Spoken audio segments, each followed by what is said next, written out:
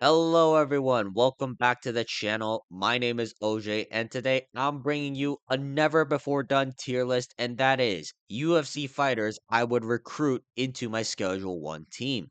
If you don't know what Schedule 1 is, it's a game on Steam where you're role playing as this small time drug dealer whose goal is to take over this entire town in order to become a kingpin.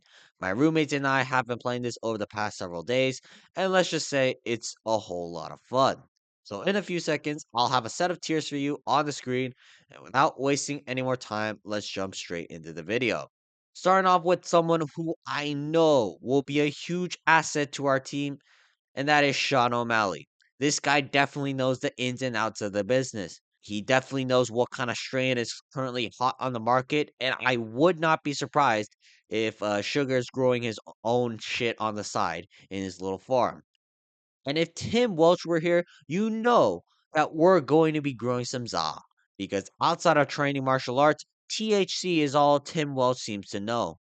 So definitely having Sugar Sean O'Malley as a fellow kingpin will be beneficial to boosting the notoriety of our organization.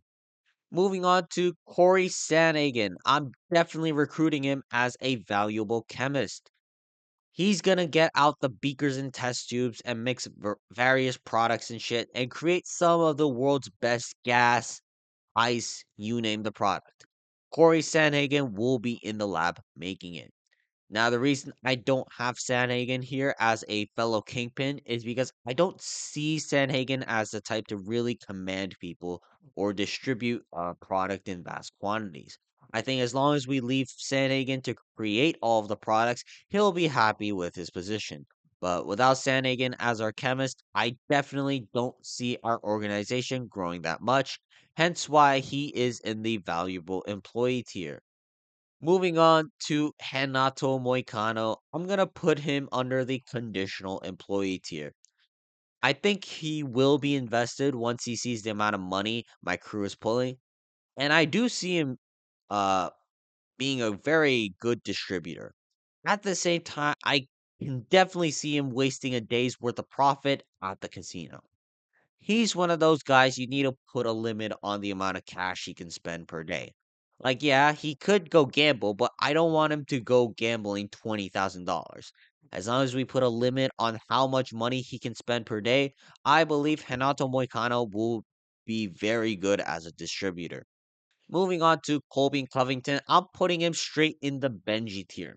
Now, if you don't know who Benji is, this guy is one of the distributors you can hire in Schedule 1, and maybe it's because I haven't played the game correctly, but Benji in short is fucking useless. Missing orders half the time, unable to sell any product. Hell, I would not be surprised if he was secretly a narc, and the only reason he hits us up is for personal use of our products.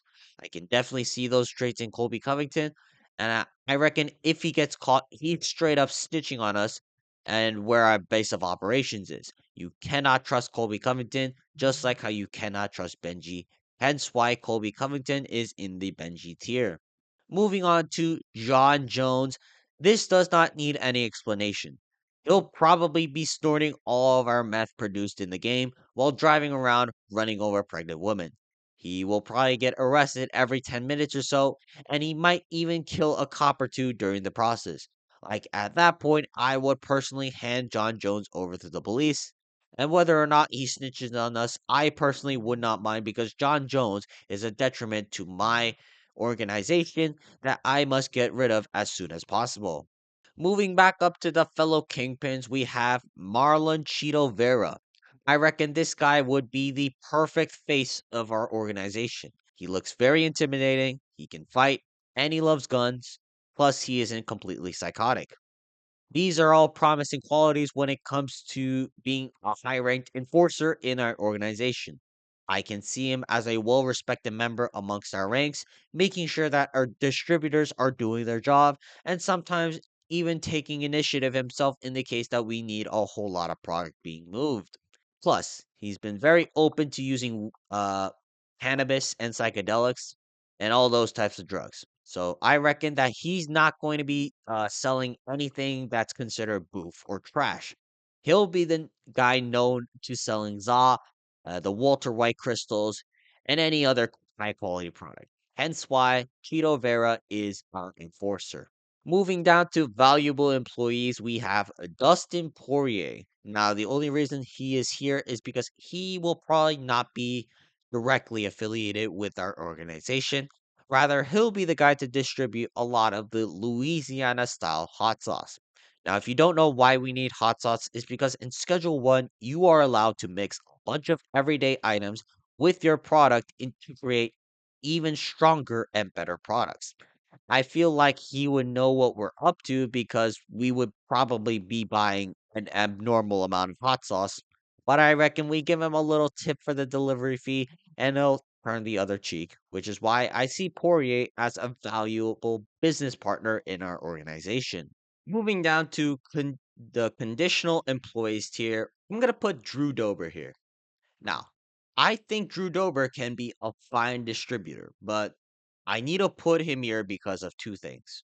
One, I cannot allow him to sell products to certain types of customers. And two, I cannot give him certain types of products to sell. If you haven't played the game, there is a certain product you can make that can change your skin from white to black. And you know how Drew Dober gets when he sees the color black. I believe there are also some customers with darker skin complexion.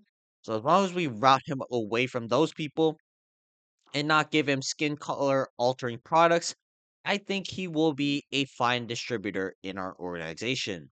Moving down to the Benji tier, we have Anthony Lionheart Smith. Now, he won't snitch on us at the first sign of adversity like Colby Covington, but I do not see any use for Anthony Smith in our organization. Can I rate him to defend himself against a 160-pound druggie with a weapon? Like, Smith should win, but you never know. And also, I could totally see this guy getting caught by the police as he's in the feeble position and getting cuffed, going, I tried, guys. I just don't rate Smith's abilities in general to serve as a distributor for our organization, which is why I have him this far down in my list. And up next, we have Conor McGregor. Similar to John Jones, I feel like this one's pretty self explanatory. He'll probably snort up all of our products. He'll probably get arrested every 10 minutes on account of sexual assault. Hell, he might even start his own drug lord empire and try to attack us on the regular. I just cannot trust Conor McGregor to be an asset to our team, hence why I would personally hand him over to the police rather than try to recruit him amongst our ranks. Now, from here, I'm not going to include any more kingpins because I feel like in order to run our organization effectively, we cannot include too many kingpins. Otherwise, there will be conflicts of interest. So from now on, we're going to move back up to the valuable employees tier. And speaking of valuable employees, we have Brandon Royval. He's a longtime Colorado native who isn't CTE ridden from getting punched in the face repeatedly like most other guys who are training out of Colorado gyms. I reckon Royval would know a thing or two when it comes to growing good za or acid, and I can definitely see him being very good at both distributing and growing products, which is why I have him this high on my list. Moving down to the conditional employees here, we have Nate Diaz. All Nate Diaz has to do is promote our product, and he'll be paid handsomely. As long as he is not dealing with the daily operations, I believe that Diaz will be fine. Chances are he might even be smoking on the job if I do recruit him as a full time employee, and I can't really have that because it's just not efficient when it comes to properly growing and distributing product. But at the same time, I cannot deny that he is an incredibly valuable name to have when it comes to growing cannabis because if it's Nate Diaz approved, then you know the shit is good. Moving on, we have Tatsuro Taira, aka Border Patrol leader himself.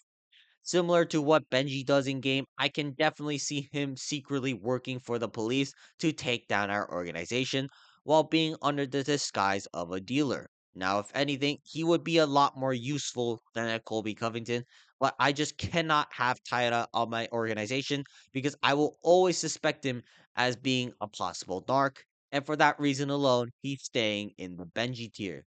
Moving down to the hell no tier, we have Cedric Dumas. This dude was high on cocaine during his fight on the Contender Series, and I think he has multiple accounts of domestic violence. I think that alone speaks to why I would not have him on my team and that I will personally be handing him over to the police if he tries to join. Moving back up to the valuable employees tier, we have Grant Dawson. Now, I did not know this about Dawson till recently, but the dude has been promoting CBD gummies for quite some time on his Instagram. He's very knowledgeable about cannabis related products, and I can see Dawson just adding valuable insight into our quality of products, as well as making sure that our products are properly being grown. Overall, Grant Dawson is based, which is why I would add him as a highly valuable member within our organization. Moving back down to conditional employees, we have Stephen Thompson. Now, I cannot have Thompson directly involved in our operations because I don't think Wonder Boy would ever do that. But I can definitely see Wonder Boy doing an excellent job with one of our cleaner businesses, like, say, managing a taco shop. He doesn't even need to know about our behind the scenes operations because I see him serving as a great Lyle to our Gustavo Fring. Only imagine a Lyle who's quite capable of defending himself. As long as he doesn't know about our primary operations, he'll be a great asset to our team. Moving down the list, we have Ian Gary. He's not even a narc, but I would see myself getting sick of his antics real quick. He'll probably secretly give half the product to his wife and her ex husband instead of actually going out there and selling stuff. Nor do I see him really collecting trash or doing all of the grunt work that everyone else had to start off with. Most likely, I will not recruit Ian Gary into our organization unless we're in a dire situation because I don't see what values he would bring to the table that would outweigh his outright annoying behavior. And last but not least, we have Sean Strickland. Hell no. Now, he isn't going to be snorting our product on the regular like the other three on this tier, but I can definitely see Sean Strickland getting into fights because the customer does not like his price points or something. Next thing you know, he's going to get arrested every 10 minutes, and eventually the bail is going to continuously increase until I realize he ain't worth all the costs, which is why I will not be recruiting him into our organization, and if he commits a crime, I will personally hand him over to the police. Alright, that's going to be it for today's video. Let me know in the comments down below which UFC fighters you would personally recruit to work for you in Schedule 1. And other than that, also leave a comment down below for any video ideas because I'm fresh out of ideas at this time. Make sure to like and subscribe, and I will see you guys next time. Peace!